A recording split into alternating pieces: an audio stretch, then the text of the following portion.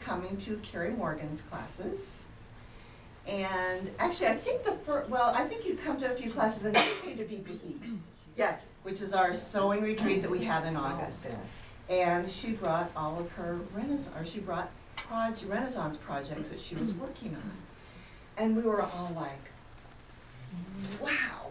I mean, I think we kind of knew that she did, that she did Renaissance things, but we'd never really seen her creating them. So, so we were just all totally blown away. I mean, because really the end of the Renaissance fair, so we may need to prop her up here a little bit. And I'm going to let her tell you the story of the festival and kind of her background of sewing, because she knows it better than I do. But I just know you are going to, it's a totally different kind of sewing, and how she thinks of the things and how to put them together. And I mean, sometimes, because sometimes they're big bulky things and heavier fabrics and fabrics with nap and, you know, all those things that we learned about when we were taking sewing early on, and we kind of tried to stay away from because it was kind of scary. But we are so thrilled to have you. We really are. And it's just, I mean, as you can tell, her sewing is magnificent. So thank you for being here. I am what is known as by one of my protectors as Her Supreme Majesty Beatrix Diana, the Queen Mother. The King is my son. There's no one higher than me but God. That's how it goes in the Renaissance world. As you can see, I titled it Renaissance Clothing, or lovingly referred to as garb. It is not a costume because we live in this. We recreate to the best of our abilities, even though we are not reenactors. We're more fantasy fair. There is like Southern California, which will be celebrating its 50th anniversary, and it starts this Saturday. They are reenactors. There is a Queen Elizabeth. There is a Letty Nels. There is all the characters, Sir Walter Raleigh, Sir Francis Drake, Robert, they're all there. And they all have certain roles. We have a King William and a Queen Catherine, so we try not to include us into a historical type thing. But our entertainment director insists that our clothing be more period. So we're not going out and buying polyester and making skirts and everything out of that. So, and yes, after you live in it for 8+ hours a day, it is clothing. Definitely. Okay, now, let's see. Okay, the Renaissance. This is what I hope to cover today. Definition of Renaissance, the time period, the difference between the classes, both men and women, and recreating garb and construction techniques. Now, Renaissance means to be reborn. It's a rebirth. Dates from the 14th to the 17th century, although there are some historians who claim that it began in like 1000 and went to 1600. Some say it's a 200-year period, but for the most part, we go between the 14th and 17th century. It began in Italy and spread throughout Europe in the late Middle Ages. It's a cultural movement. When you think of that, think of the Gutenberg press just came out, so it made printing more accessible to the populations. The kings and queens who were once illiterate were now able to learn, to be educated. You had Copernicus, Galileo, you had all of this science, technology coming through, technology for that period. Things were being changed from wooden castles to stone. So you had a lot of different things. Your Gothic cathedrals that were built in the late Middle Ages and straight on through. So that's why it is a rebirth. It is recreating the classical Greek and Roman architecture and style. And of course, my favorite, it's the end of the Little Ice Age in the 16th century. Why do you think the heavy clothing and everything was in layers? So that was the reason there. Okay, the world according to class, 3 classes. You had your peasants. Before this, you had your peasants and you had your royal nobles. During this Renaissance period, you had your middle class began and proliferate. You had the ability to travel to new worlds, to different lands. They brought back fabrics, spices, different things. And who became wealthy? The merchant class. They were the middle class, starting with that. You also had your guilds, your masons, your bakers, carpenters. They were all, and if they did something that was absolutely fantastic, then of course they were going to be commissioned by someone royal to do something for them. And then of course you had your noble royals. There's a distinction between noble and royal. To be royal is to be king, queen, prince, princess, and you had your dukes and duchesses. That was all part of the royal family and related in one way or another. To be noble could be that you are a marquis, you are a knight, you are a lord of some type. You earned your title also, and to be noble as well. Yes, and titles were passed down. That's a fun thing. Okay. Here's peasant. It's a little blurry, but this is peasant men. Notice they really do look kind of spongy. Pass these around so you can see what they're like.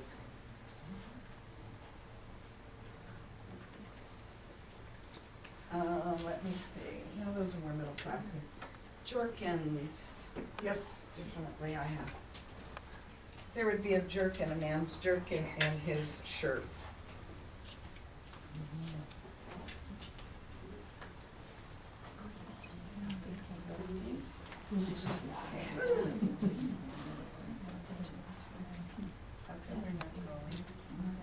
Wore a shirt or shift, breeches of some kind, and then he wore a jerkin vest and a hat. Typical. These are other styles of hats. Nothing. These are flat caps. They're just 4 circles, 12-inch circles, cut out. Very simple.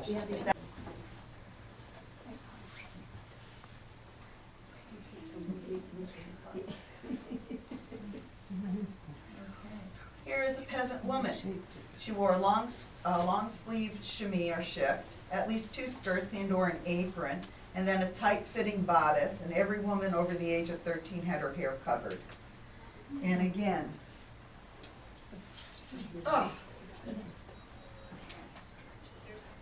this is your long shift. They slept in this also, and then an overskirt. So, and that's the same as this. You have your, these are just overskirts and a short, this is a short shirt, and then your tight-fitting bodice. And then inside the house, they would have their hair covered like a snood. One of these. Wonderful. Oh, yes. Okay, the middle class, merchant class. They tried to imitate, why my lines are there? They tried to imitate the nobles and royals, but in a less fashion. There was something in place called sumptuary laws. So if you dressed better than your class, you were taxed on it. Oh, wow. Yes, but you can see like over here, he has a collar. He's tight-fitting the doublet, his breeches. He's got some hosen.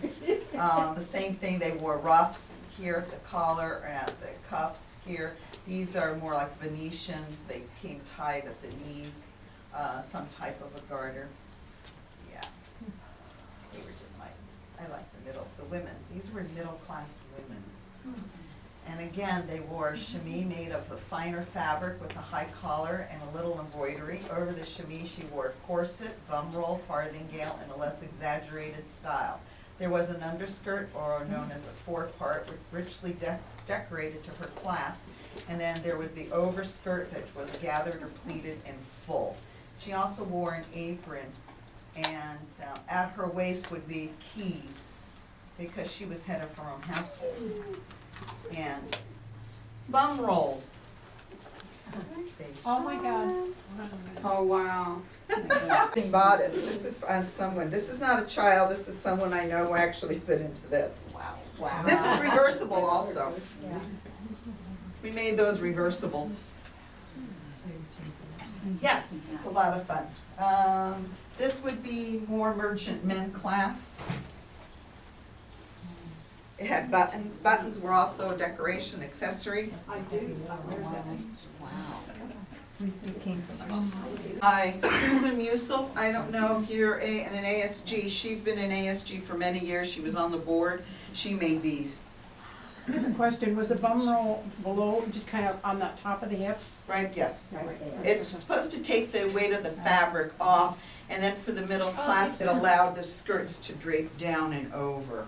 Right. This would be more middle class. This would be a little bit more peasanty. It was rough, sewn and hewn. And then this would be more middle class because of the trim and decoration. And, right, you know, hey, we cheat. That is a cheat. Those, Susan Musel did the sewing. back Oh, back then? They would either have a tailor, it was usually a man who did the sewing, and a woman would do decorating, she might do the embroidery. Okay. But it was basically a man, and then of course the women did weave. And so, yeah. That is. Oh, and if you were a peasant, you would be making your own, or you would be getting hand-me-downs from someone else. Well, it goes in there so many things. But when I did my present, it was nice. I apologize for my little things. The laced-in sleeves matched over the plain fabric and over, oh, I know why, and decorated the under part of the skirt. This is a four-part here.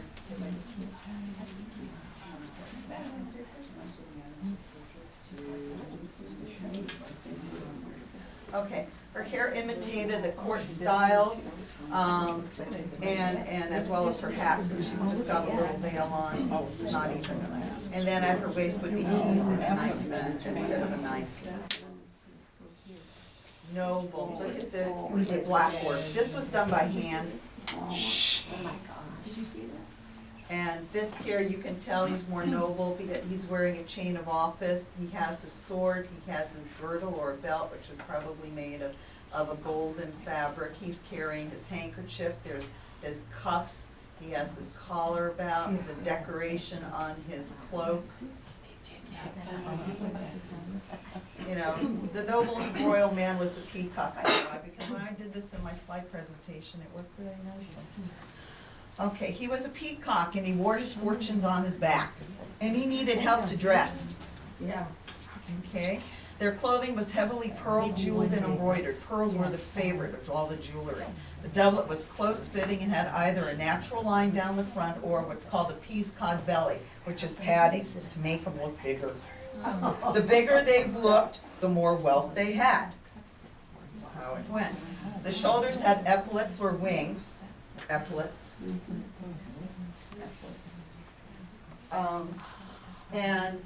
To make them look wider and conceal the ties of the sleeves, like I have my sleeves tied. This is a sleeve. So, yeah, it hides it. And then below the waist, he wore slops, Venetian breeches, or canyons, and those are all different styles of men's pants. Look at, this is slash and puff, it's tough, thank you. It's slashed and puffed. So, and that's a lot of work right there to come through. This is a very famous portrait, and I have to say, he has a cod piece right there. And the cod piece is, the older he got, the larger his cod piece became. First of England, notice how his clothing style is changing a little. These are still breeches, they're canyons. This is Edward, Henry's son. This is him as a child. And still notice how richly dressed he is.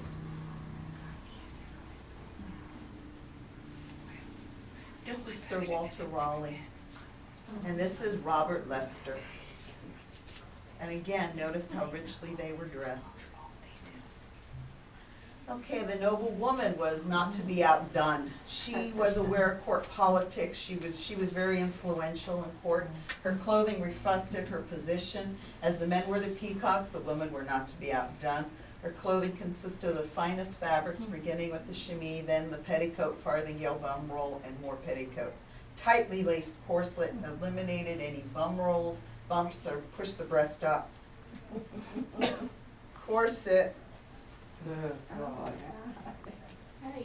can tell you tried it. Corset, that is an Elizabethan corset. Then, And this goes underneath? that goes, That would be in place of your bra. yes. There's some women who like to wear the chemise, then the corset, and then some like to put the corset on first and the chemise over.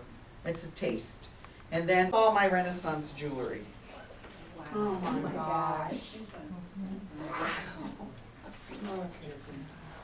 Whatever I wanna wear, how I want it to match. This travels with me. Yes, I have quite a bit.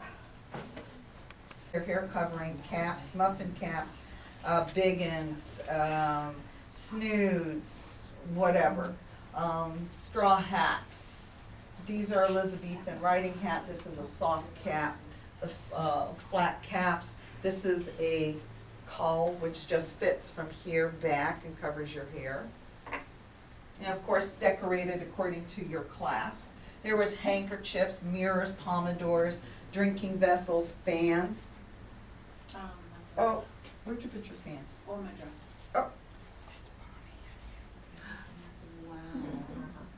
There's a woman who does make those. And then hankies, and this is my favorite. Can you tell me which was hand and which one was machined?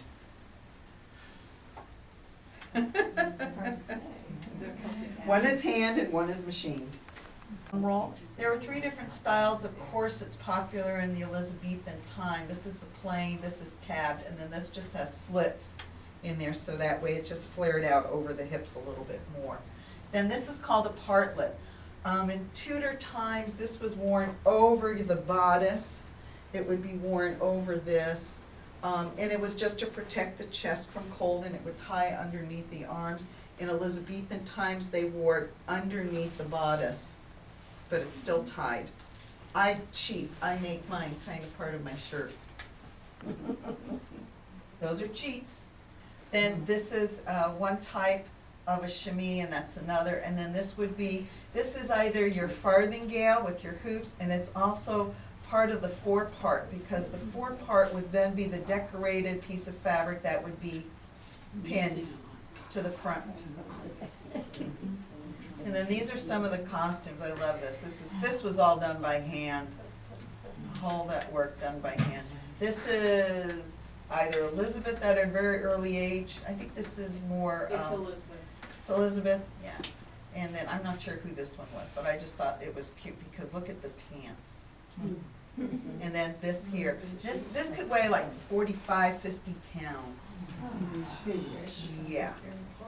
And Elizabeth, this is the Armada portrait of Elizabeth. And these here, they get these folds. When we recreated this at the Scottsdale Museum, and then it was also presented at the Phoenix Art Museum by a friend of Anna's and mine. Her name is Sarah Grace.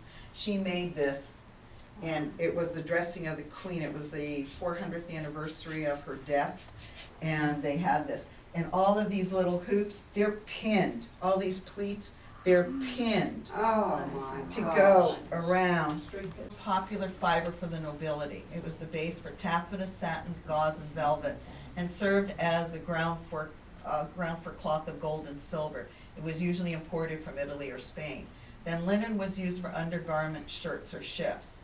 It was fine and delicate and came from Flanders or Holland. It was used as linings and interlinings and then skirt like this. And some of those muffin caps there, that is from the linings for draperies to obtain that real fine linen look. That's what that would be from. Wool was the most practical and popular, especially in England, because they harvested the wool and then sent it to Flanders, and then Flanders would go ahead and weave it and send it back. So you had trade there. And it was best the weaves could be as expensive as a silk or linen, and wool was combined with silk and linen to produce blended fabrics like serge and grosgrain. I just picked some out. I just thought, Dying Spaniard is just, gray, light, and greenish. Puke. Yeah. They called it like they saw it. What else did they say? Popping gay, green, yellowish. Watch it was blue, greenish. Peas porridge. primrose, goose turd green. Rattling construction. Here we go. Are we reenactors or are we theatrical? You know, what we do is we research through portraits, through literature. This is one, patterns of fashion. And this here is this. Janet Arnold is a costume historian. She, when they exhumed graves, they would call her in and she would write a detailed description of the fabrics and the construction and everything, and that's what this book is. Oh my gosh. Called Queen Elizabeth's Wardrobe Unlocked. This book is out of print. This book is very expensive if you find it. But it goes, apparently, Elizabeth's wardrobe was saved over the centuries, and this is also part of it. And she has a number of other different things. Her Spanish tailors in here about how he crafted. The weave of the fabric was 30 inches, 24 inches, whatever the size of the loom was the width of the fabric. So you had to go ahead and piece things, as we did on this here, because it wasn't wide enough, so there's gussets in the sides. But you would never notice it unless I tell you. It's part of our more costumey than what we're trying to achieve. But you use them as a base for what you want to achieve. So I think I have every single costume pattern out there between Simplicity, McCall's, and Butterick. Simplicity is the more accurate of the three. To recreate a real person like Elizabeth I, or one of her ladies in waiting, or are you coming up like myself with Beatrix Diana? There was no Beatrix Diana, so I'm just recreating it. And then once a character's selected, sketch a design of what you wish her to look like or him to look like, so that way you have a better understanding of where it is. We need to sketch because we have to turn that into our entertainment director for approval. Plus we have to turn in swatches of our fabric to see if it will be approved. And I'm fortunate that our entertainment director realizes that I kind of know what I'm doing, so she kind of leaves me alone. Okay, then you choose the fabric according to the class. Remember, no polyester. How is it going to be trimmed and jeweled, and what will it be worn for, and how long are you going to be wearing it? If you're going to be doing a stage production that's only a couple of hours, well, you know, hey, you can do a lot of little cheats. If you're going to be living in it, you got to make sure it's comfortable and durable and can withstand all the pressures. How are you going to accessorize it? You know, fans, cuffs, jewelry, earrings, necklaces, you know, all of that. How do you wish to do that? And then even like buttons were a more upper class, middle into upper class. So that's why you'd see a lot of buttons on it, and you know, we're showing our wealth. And then always reference books. And I have a selection of some of my library here.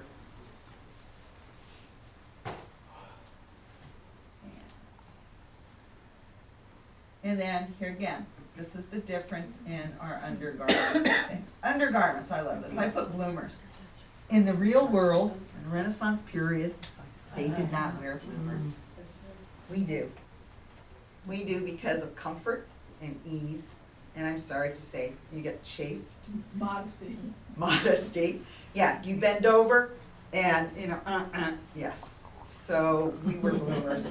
And we are required to wear bloomers by our entertainment director.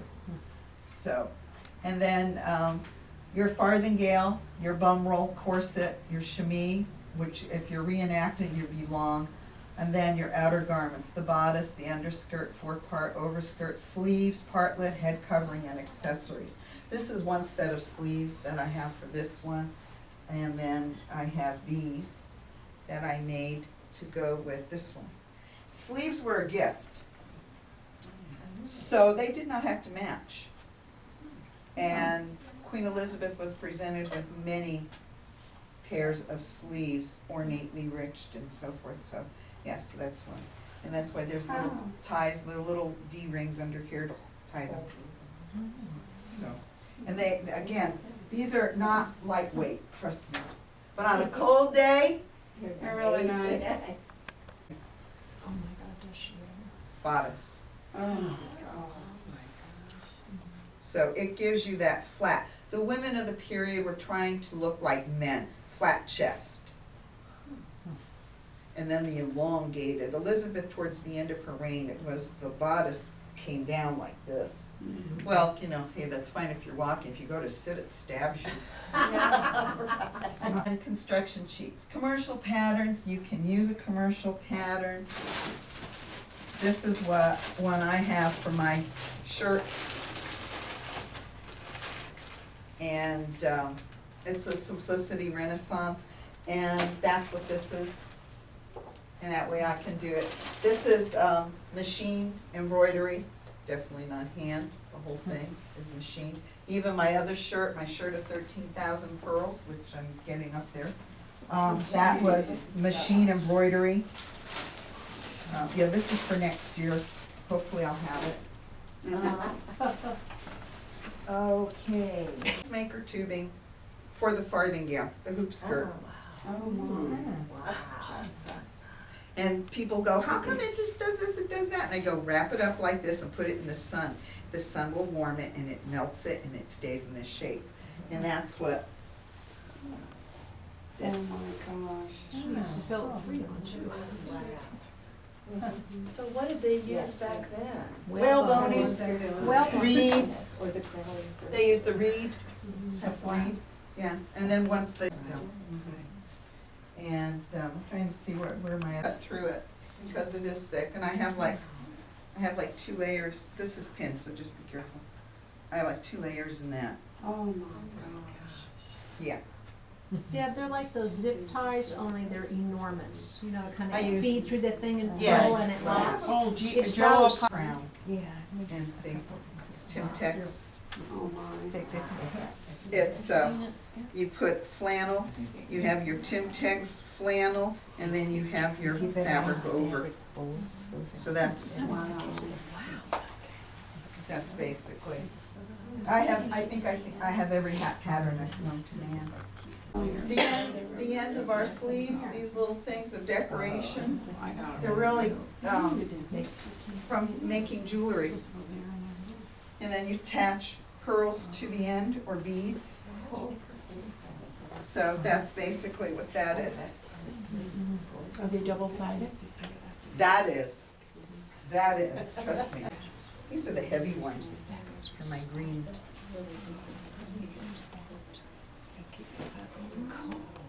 They're decorated, the jewelry tips on there.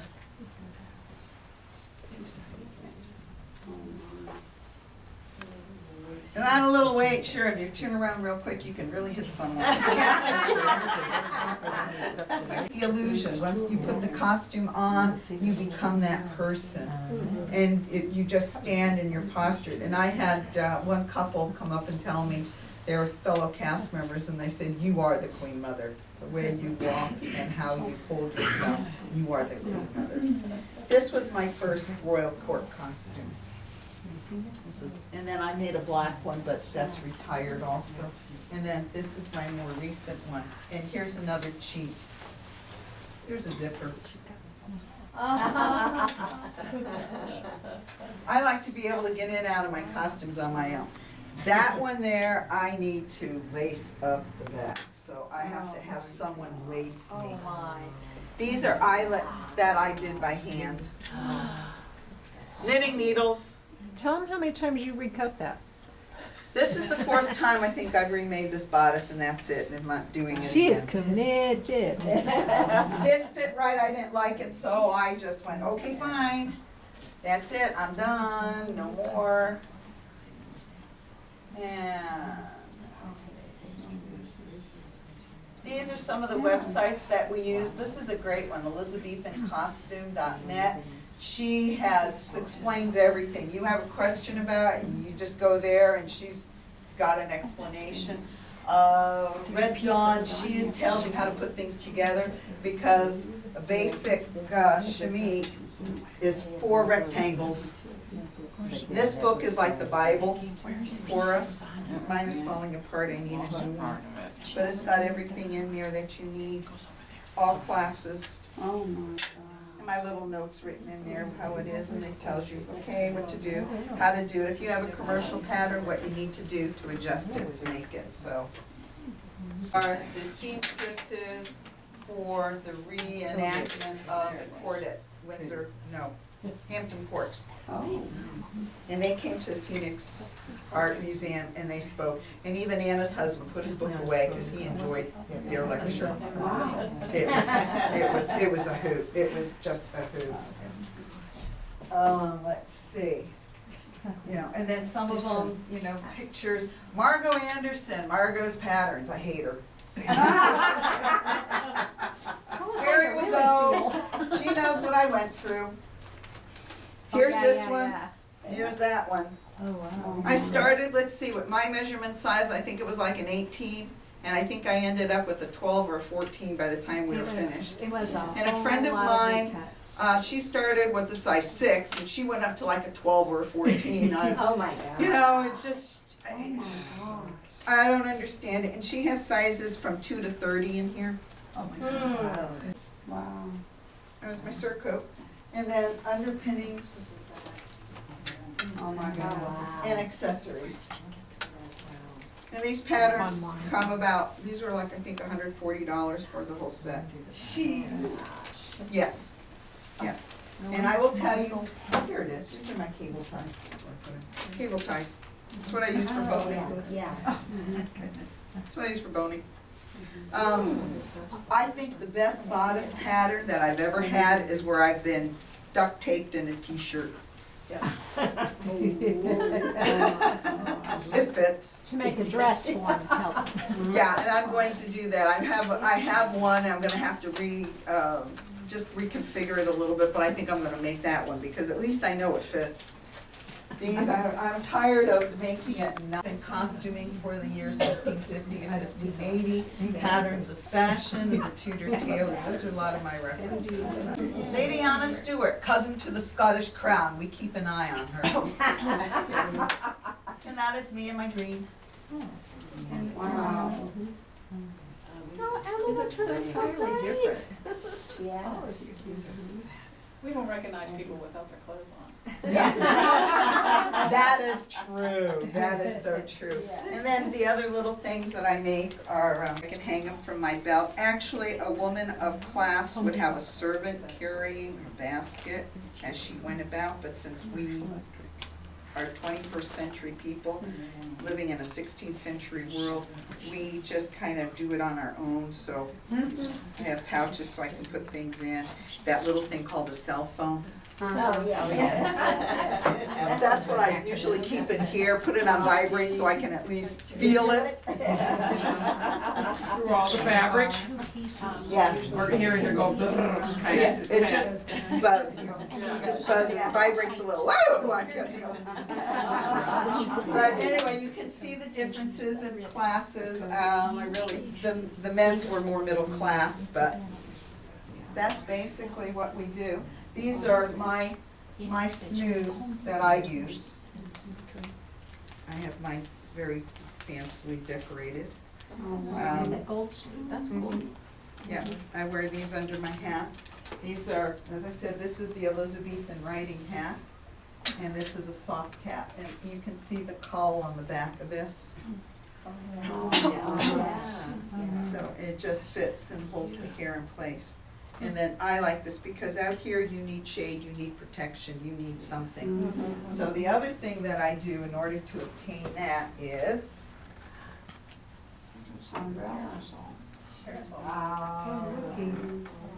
this was a papered parasol. Oh, neat. That is so Let's see the cool. underside again. Can you collapse it or you just leave it Oh, out? absolutely. Oh my gosh, that's cute. Anne Marie, what's the difference between a cowl and a snood? The snoot is more encompassing, it's a little bit larger. The cowl just fits at the back of the head from like back here and covers, it's more closely fit. And usually a cowl is made of fabric, And a whereas the snood's snood is knit. knitted, and the word snood is actually from the 40s. So, Yeah, it's really a muffin cap. That's what we use. And let me see what other goodies. And then outerwear. You know, it's really nice If you need outerwear. to be out there. And we think, oh, yeah, 10 o'clock in the morning, it's really nice. Well, by the time we get there, which is like 8:30 in the morning, it's still a little cold. So, and everything that I wear, I spray with Camp Dry, because I can show you a piece of fabric and it will be darker than this. Just being out there 8 weekends fades. This is very definitely faded compared to what it was. You know. thinking it Plus those can't dry, makes you water dry. And then when it does rain, the water just kind of drips right off of you. Whereas there's some people, they have, everything is dragging in the mud and you can see it wick halfway up. And then they're dragging their costume with all of this water in there. So it is heavy. So, and then I have lightweight ones. This is my heavy one. And then I have my lightweight one. And I put a hood on this. So that way, again, I can just wear it. And it's simple, it's light, it's a nice knit That's fabric. something we could wear here. Yes, It it is. It is. And then this one here I made also for more formal occasions. So that way, and then I put frogs down the front. Fasteners, you used frogs, you used snaps, you used hooks. We used Velcro, you can use some of the Velcro strips in there. Those are other little cheats that we do that, you know, no one else is gonna see, because no one's gonna come up and see exactly what it is. And then like, I washed it, so I know some of my little gems have come off of my skirts. I have to go and re-glue. But, and the other thing that I do that is a really neat little cheat, I'm tired of this look, so I don't want it. Let's see if I can turn this one around. So I have a different skirt on the back side. So I can change it around. Gosh, I wonder if they didn't do that. Why wouldn't Yeah. you? Yeah. Same thing with this. They did. They actually did do things like this. That if it was an outer skirt they could no longer wear, they made it a 4-part. That is so cool. So is that a 3-part or 4? This is 2. This is just the 2 skirts, and then I filled in with muslin where I needed to make it the width to go over the hoop. And that's the other thing. You got to know how wide is your hoop on the bottom, because your skirts have to fit over that. So that's something you need to do. Where do And you then- find your material for all of this? This is upholstery fabric. This comes from, actually, when we were in North Carolina, I saw this, and I got that. And silk, I love to use silk for my chemise because it's cool, it's breathable. This Anna got, you got this at Arizona Home Fabric. Arizona Home Fabrics is our friend. Yes. This came from Arizona Home Fabrics as well as this. Mm-hmm. This is a broadcloth that I use because again, it's breathable. Where did I get this one? I don't remember. I've had this one for so long. This one is my oldest. This one is 10 years old. And in each one of the sleeves, I have 5 yards of tulle. Oh, geez. A lot lighter. That would make it puffy I without being cannot hot. wear a belt with this. I put pockets. There's pockets. Girl's gotta have her ID and some cash. Yeah, you gotta have an ID and cash. You got, and wherever It's you a go, knot. they'll ask for ID or something, so you gotta have a place to Like put it, so. Like a Chinese knot, okay? Yes. And then there's a loop on one, and then the other one has a little square line. Wow. thought that's what I was. That's my fun things. And then, this is me in that full. That's my full court. Oh, my. And then this year, a friend took this. Oh. That is. The tall hat, and I look like a pilgrim. But we make feathers that will just pin, Oh, how neat. so it just make it a little bit more appealing. And even the sumptuary laws applied to the feathers, because certain people couldn't wear pheasant feathers, because that meant you killed a pheasant, and peasants weren't allowed to do that. Oh, my wow. goodness. Wow. Peasants couldn't kill pheasants. Yes. And I got started with greyhounds. Someone at the time, she was from Southern California, and she enjoyed the Renaissance Fair and approached the general producer with just standing out by the adopting and retired racing greyhounds with her dog, and he said, "Oh, I'll give you a booth." Welcome to the world of Renaissance, and that's why the reversible bodice, they're size 4 to people who are size 22.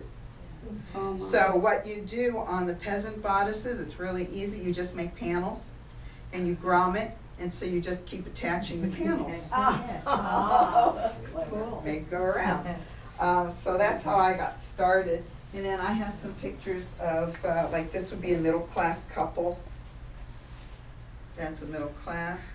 And this is a friend of ours. She purchased her costume, and that was my dog. And here's the good, our first Lord Mayor, and he's very richly dressed and attired, and there I am. That's a middle class costume. So, Water bottle today. correct. So we had special mugs. Now I have wooden goblets that I use. And it just slips in like a. And I have a special goblet holder that I wear that's made of leather. Yes, my dog loves leather. My dog has a leather fetish. Oh, Oh, great. Yeah, Anna knows. She ate a pair of her shoes. My clock's from the Czech Republic. Yeah. Oh, I needed this picture to put in our email newsletter. This is fabulous. Isn't that a beautiful photo? So that shows you all the jewelry and things that you wear. At least you made sure there was not a pair. There's a match. Single. So how long have you been doing this? With officially as being in Mayor's Court and Royal Court, 13 years, and then 4 years with Greyhounds, so 17 years total. Way. But I found that the strings just hit my shoulders, and with the bodice on, it was uncomfortable, so I went to the elastic. And as we say, that's a cheat. Nobody knows it. Nobody sees it. All they see is what the outcome is. This is cuff inside and out, so that way there's no seam showing on it. And this is my favorite because I do not like the sun being on my back. And so I made this one to go with that as well. You know, and you know, that's it. You're just, the partlet comes in graded for that. On some days, it's fine wearing this, but then again, Anna has a collar on hers, and that is to help keep the sun off her back. You know, that sort of thing. This is where my suntan is right there. It's referred to as a. But what you do is you take the elastic cording, and you go up through the button, back behind, go up through the next grommet, through the button, back behind, and you do that.